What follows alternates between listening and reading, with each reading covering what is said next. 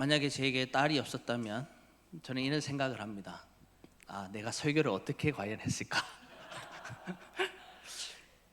그 아이가 저에게 너무 많은 걸 깨닫게 해주는 아이입니다. 왜 결혼을 해야 어른이 되고 옛날에는 남자들은 결혼을 해야 상투를 털어주든지 제가 이제서야 깨닫습니다. 나이를 먹는다고 어른이 되는 게 아니라 부모로 사는 게 어른이더라고요. 우리 집에 그 큰딸이 있지 않습니까? 예전부터 그림 그리는 걸 너무 좋아했습니다. 처음에는 도대체 이게 어떤 형체인지도 제가 분간을 못했는데, 그리고 와서 흔히 끄적인다고 하죠. 끄적여서 저한테 갖고 와서 저를 물끄러미 쳐다봅니다. 그러면 제가 아무 말 안 하고 있으면 한참 저를 쳐다보고 있어요. 그래서 제가 그제서야 깨닫고, 너는 어쩜 이렇게 그림을 잘 그리니? 제가 그렇게 말해줘야 이제 만족하고 돌아갑니다. 그러던 실력이 이제는 제법 좋아져가지고 지금은 이제는 그림을 제법 잘 그립니다.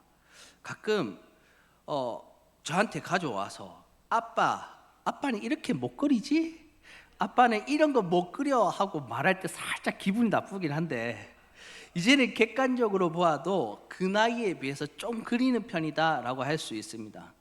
그리고 지금도 그림을 그리고 오면 아빠 이거는 새야, 이거는 집이야, 이거는 교회야, 이거는 고향이야 하면서 하나하나 설명해 주고 제가 칭찬해 주기를 너무너무 바랍니다. 그리고 제가 진짜 칭찬을 해주면 너무 기분이 좋아서 돌아갑니다. 이처럼 사람의 마음속에 누구나 인정받고 싶어하는 욕구가 있습니다. 그거를 존재의 욕구라고 말합니다. 존중의 욕구라고 말합니다. 심리학자 아브라함 매슬로우는 인간의 기본적인 동기를 설명하는 이론인 욕구 위계 이론에서 이것을 말하였습니다. 그의 말에 따르면 인간은 생리적인 욕구, 안전의 욕구를 충족한 후에는 존경과 존중을 받고 싶은 욕구와 욕망이 있다라고 말합니다. 다시 말해서 다른 사람에게 인정받고 자신의 가치가 증명되기를 바라는 것은 사람이 가진 기본적인 욕구라는 것입니다. 이는 단순히 명예나 지위의 문제가 아니라 인간 내면에 자리 잡은 갈망입니다. 그렇기에 사람은 이러한 욕구를 삶 곳곳에서 드러내며 삽니다. 어린 아이는 부모에게 잘했다라는 말을 듣기 위해서 그림을 그리고, 청소년들은 자기 또래 집단에서 인정받기 위해서 유행을 따라 삽니다. 어른이 되어도 각자 자기가 속한 직장이나 가정이나 교회 등의 공동체에서 내가 누구인지, 내가 얼마나 중요한 존재인지 증명하려고 합니다. 그런데 이러한 욕구들이 좋게 작용하면 우리가 무언가를 할 수 있는 원동력이 됩니다. 하지만 지나치게 되면 도리어 상처받게 되는 도구가 되기도 합니다. 지나친 비교와 경쟁 속에서 자신의 정확한 모습을 보게 되는 것이 아니라, 나는 저 사람보다 더 열심히 했는데 왜 인정받지 못하지? 혹은 더 내가 헌신을 했는데 왜 내게 주목하지 않을까? 이런 생각들이 우리의 중심을 뒤흔들어 놓기까지 합니다. 오늘 우리는 한 위대한 믿음의 사람을 통해서 우리가 어떤 마음으로 우리의 이 신앙생활을 해 나가야 될지를 한번 살펴보고자 합니다. 오늘 말씀에 등장하는 인물은 요한입니다. 우리가 흔히 세례 요한이라고 부릅니다. 원래 이름은 요한인데 사람들이 그가 하는 사역 때문에 이름을 붙였습니다. 마태복음 3장 1절에서 2절에 그때에 세례 요한이 이르러 유대 광야에서 전파하여 말하되 회개하라 천국이 가까이 왔느니라, 사람들에게 이렇게 회개를 시켰습니다. 6절에서도 자기들의 죄를 자복하고 요단강에서 그에게 세례를 받았다 말씀하고 있습니다. 11절을 보면 요한은 자신의 사역에 대해 또한 이렇게 고백합니다. 나는 너희로 회개하게 하기 위하여 물로 세례를 베풀었다 말합니다. 여기서 보는 바와 같이 요한은 사람들을 회개시키고 세례를 베푸는 사역을 하였습니다. 그는 예수님께서 본격적인 사역을 하시기 전부터 이미 사역하고 있었습니다. 심지어 마태복음 3장 13절에 이때에 예수께서 갈릴리로부터 요단강에 이르러 요한에게 세례를 받으려 하셨다고 말씀하고 있고, 16절에 예수께서 세례를 받으시고 곧 물에서 올라오실새 하늘이 열리고 하나님의 성령이 비둘기같이 내려 자기 위에 임하심을 보시더니라고 말씀합니다. 예수님께서도 세례 요한에게 세례를 받으셨습니다. 다시 본문으로 돌아가면 오늘 말씀에 갈등이 등장합니다. 22절을 보시면 이렇게 말씀하고 있습니다. 그 후에 예수께서 제자들과 유대 땅으로 가서 거기 함께 유하시며 세례를 베푸시더라. 본문에서는 예수님께서 본격적인 사역을 시작하셨다고 말씀하고 있습니다. 그런데 문제는 23절입니다. 요한은 살렘 가까운 에논에서 세례를 베푸니 거기 물이 많음이라. 그러므로 사람들이 와서 세례를 받더라 말씀하고 있습니다. 다시 말해 예수님은 이제 사역을 시작하시면서 세례를 베풀기 시작하셨고, 세례 요한은 원래 세례를 베풀고 있었는데 둘 다 똑같이 세례를 베푸는 사역을 하고 있다라는 겁니다. 예수님과 제자들이 세례를 베푸기 시작하자 요한의 제자들이 불편함을 느끼기 시작합니다. 그래서 26절에서 다음과 같이 말합니다. 그들이 요한에게 가서 이르되 랍비여, 선생님과 함께 요단강 저편에 있던 이곳 선생님이 증언하시던 이가 세례를 베풀매 사람이 다 그에게로 가더이다. 만약에 사람들이 예수님께로 오고 세례 요한에게도 왔고 둘 다 사역이 너무너무 풍성해졌다면 세례 요한의 제자들에게도 그렇게 큰 불편함과 마음의 어려움이 없었을 것입니다. 그런데 요한복음 4장 1절을 보니 예수께서 제자를 삼고 세례를 베푸시는 것이 요한보다 많다 하는 말을 바리새인들이 들은 줄을 주께서 아신지라 말씀하고 있습니다. 이 말씀을 통해 우리가 알 수 있는 것은 예수님의 사역이 점차 세례 요한 사역보다 더 크고 많고 잘 되어져 가고 있었다라는 것입니다. 그래서 그런지 요한의 제자들이 그 하는 말 속에 보면 경쟁심이 담겨 있음을 우리가 보게 됩니다. 특히나 예수님에 대해서 표현할 때 이렇게 표현합니다. 랍비여, 선생님과 함께 저편에 요단강 저편에 있던 이. 요한은 랍비이고 예수님은 함께 있던 이입니다.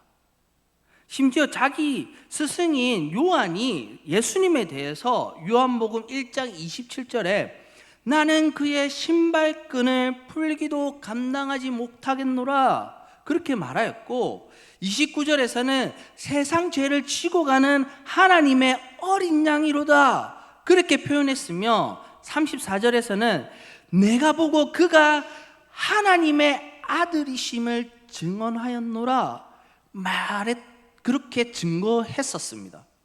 제자들에게도 그렇게 다 이야기해 줬습니다. 그런데도 불구하고 오늘 세례 요한의 제자들이 그 속에 얼마나 적개심이 어려 있는지 우리는 보게 됩니다. 너무나도 경쟁심이 치열합니다.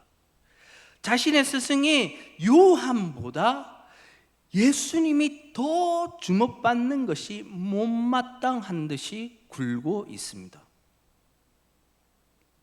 한 번은 저희 딸과 집에서 이것저것 놀이를 하다가 있었던 일입니다. 그날따라 저희 아내가 늦게 와서 많은 놀이를 막 했습니다. 무궁화 꽃이 피었습니다도 하고요. 집에서 숨바꼭질도 하고요. 주사위 던지기도 하고요. 이것저것 많은 것을 했습니다. 제가 보통은 당연히 이기지만 딸에게 일부러 져줍니다. 그러면서 아빠가 도저히 너한테는 못 이기겠다 그렇게 하면서 계속 져줍니다. 그런데요, 제가 계속 져줬으면 그걸로 끝나면 좋은데 저희 딸이 꼭 한 발을 더 나갑니다. 아빠는 나한테 못 이기지롱, 아빠는 나한테 못 이겨, 이렇게 저 앞에서 자꾸 깐죽거리면서 다음 게임을 하자는 겁니다. 그러면 제가 어떻겠습니까? 저도 예수님 아닙니다. 사람인지라 너무 속에서 올라오는 이 뜨거운 마음에 그 다음 판에는 안 봐주고 그냥 팍 이겨버렸더니 저희 딸이 갑자기 울고 불고 난리가 난 겁니다. 제가 그래서 하도 기가 차서, 야, 니 게임하다가 이길 수도 있고 질 수가 있는 거지 왜 그렇게 우는데? 니는 친구들하고 놀면서도 그렇게 하냐? 이렇게 하니까 친구들하고 놀 때는 절대 안 그런답니다.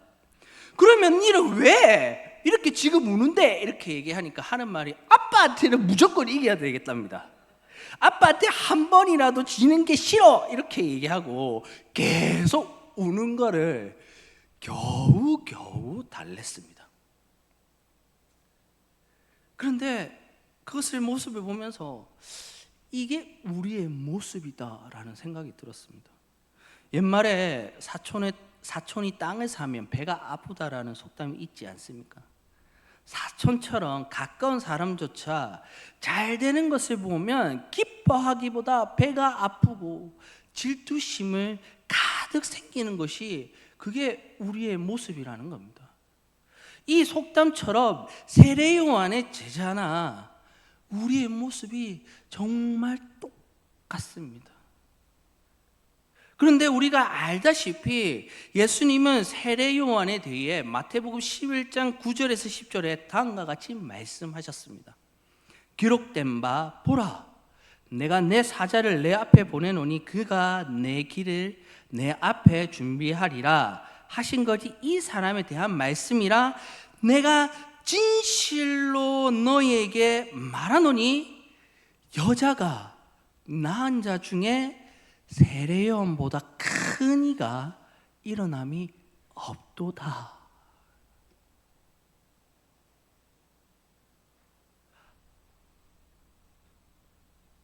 세례 요한이 도대체 어떠했길래 예수님께서 이러한 평가를 하셨을까요?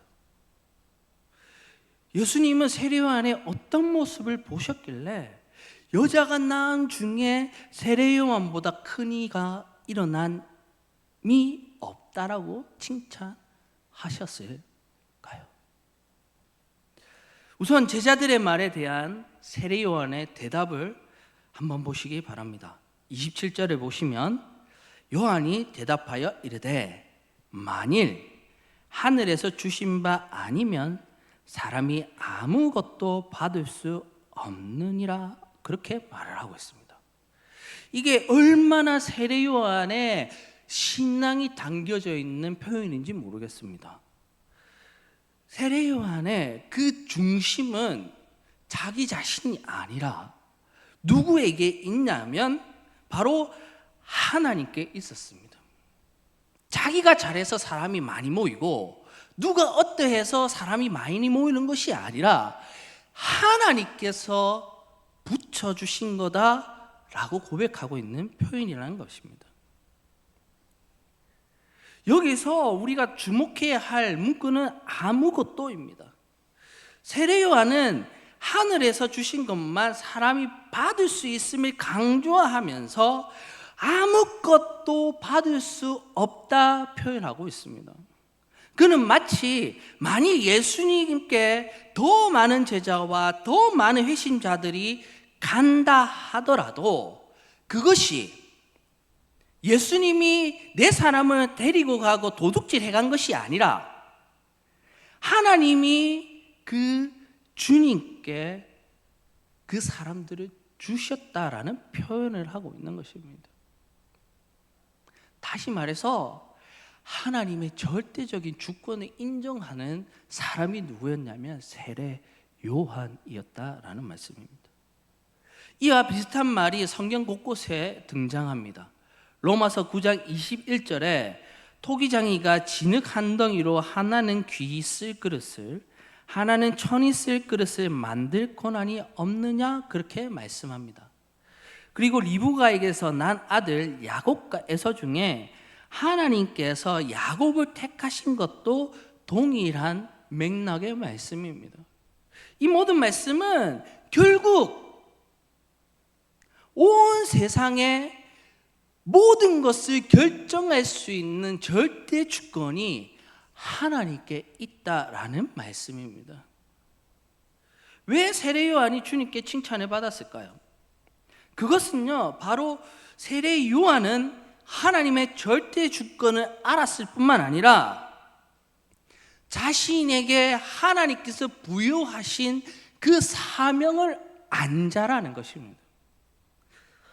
세례 요한은 28절에서 다음과 같이 말합니다. 내가 말한 바 나는 그리스도가 아니요 그의 앞에 보내심을 받은 자라 한 것을 증언할 자는 너희다.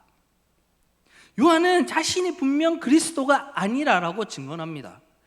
요한은 자신에게 부여된 사명이 주님 오실 길을 예비하는 것임을 분명하게 인식하고 그의 제자들에게 말해왔습니다. 다시 말해 요한은 자신이 그리스도를 수종 들어야 할 자임을 분명하게 인식했다라는 것입니다. 요한은 그렇기에 요한복음 1장 26절에서 27절 말씀에 요한이 대답하되 나는 물로 세례를 베풀거니와 너희 가운데 너희가 알지 못하는 한 사람이 섰으니 곧 내 뒤에 오시는 그이라 나는 그의 신발끈을 풀기도 감당하지 못하겠노라 그렇게 말하였습니다. 또한 요한은 자신의 제자 중에 2명이 예수님께 가는 것을 보고도 아무런 말을 하지 않았습니다. 이 모든 것은 세례 요한이 주님 앞에서 자신을 누구로 보고 있느냐를 분명하게 나타내는데 세례 요한은 주님 앞에 수종도는 종의 삶을 살았습니다. 주님께서 맡기신 일을 감당하는 종의 자세로 그의 평생을 살았다라는 것입니다. 모든 성도들에게는 하나님께서 주신 달란트와 영적인 인사, 재능이 있습니다. 이것은 그리스도의 몸인 교회의 유익을 위해 성령께서 자신의 뜻에 따라 각 사람에게 나누어 주신 것입니다. 그렇기에 성도는 자신에게 주어진 능력에 따라 교회를 건강하게 하고 바로 세워 지도록 최선을 다해야 하는 그 소임이 있습니다. 그런데 여기서 중요한 것은 우리의 이러한 섬김을 통해 나타나야 할 분이 계시다라는 것입니다.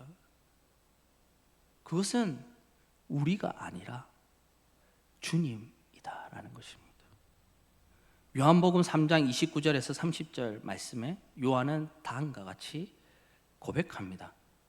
신부를 취하는 자는 신랑이 서서 신랑의 음성을 듣는 친구가 크게 기뻐하나니 나는 이러한 기쁨으로 충만하였노라. 그는 흥하여야 하겠고 나는 쇠하여야 하리라. 다시 말해 예수께서 흥하게 되시는 것을 보고 크게 기뻐하는 세례 요한의 모습입니다. 세례 요한은 예수님을 무대의 중심에 세우고 자신은 서서히 무대 뒤로 모습을 감추려 하고 있습니다. 그는 이것이야말로 자신이 하나님께 맡은 바 사명임을 깨달았습니다. 그리스도인들에게는 두 가지 유형이 있습니다. 첫째는 예수님을 조연이 되게 하고 자신이 주인공이 되려고 하는 사람들입니다. 또 다른 한 부류는 예수님을 주연으로 세우고 자신은 예수님을 돋보이게 하기 위하여 그 역할을 감당하는 사람입니다. 여러분 어디에 속하셨습니까? 진실한 신앙을 가진 사람이라면, 그리고 우리의 믿음의 조상들은 다 주님을 높이기 위해 살았습니다. 바울은 빌립보서 1장 17절에서 18절 말씀에 다음과 같이 말했습니다. 그들은 나의 매임에 괴로움을 더하게 할 줄로 생각하여 순수하지 못하게 다툼으로 그리스도를 전파하느니라. 그러면 무엇이냐? 거칠어로 하나 참으로 하나 무슨 방도로 하든지 전파되는 것은 그리스도니 이로써 나는 기뻐하고 또한 기뻐하리라. 그리고 20절에서 21절에 나의 간절한 기대와 소망에 따라 아무 일에든지 부끄러워하지 아니하고 지금도 전과 같이 온전히 담대하여 살든지 죽든지 내 몸에서 그리스도가 존귀하게 되게 하려 하나니 이는 내게 사는 것이 그리스도니 죽는 것도 유익함이라. 사랑하는 성도 여러분, 우리 역사의 주인공이 누구인지 깨달아야 합니다. 하나님은 예수님을 우리의 왕으로 세우셨습니다. 그리고 예수를 모든 역사의 주인공으로 세우셨습니다.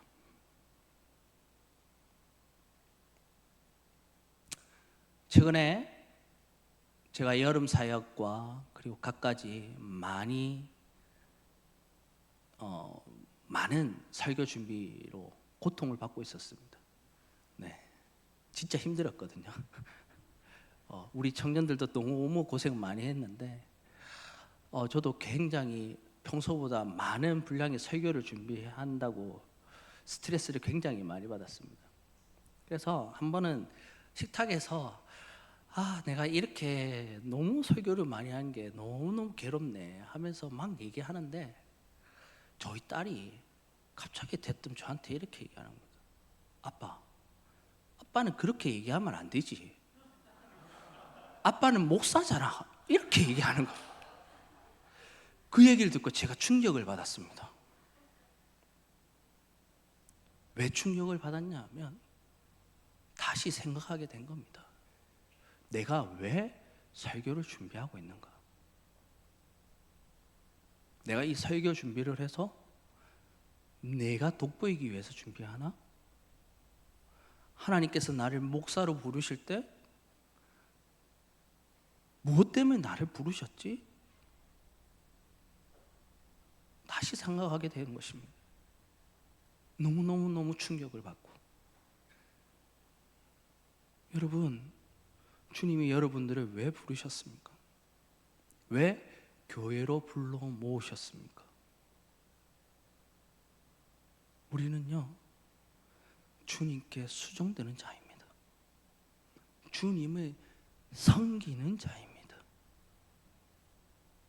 맨날 주님이라고 부르면서 그분 앞에 우리의 목숨을 바쳐 그분을 섬기겠다 말하면서 실제 우리 삶을 어떻게 하고 계십니까?